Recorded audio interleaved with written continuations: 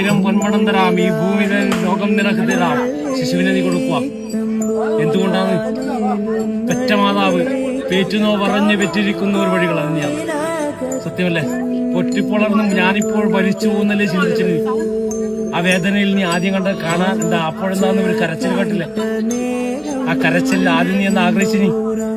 ശിശുവിന്റെ മുഖമൊന്ന് കാണാനല്ലേ? അപ്പോഴെങ്ങനെയാ നീ കണ്ടിനി? കണ്ണുനീരോടുകൂടാ.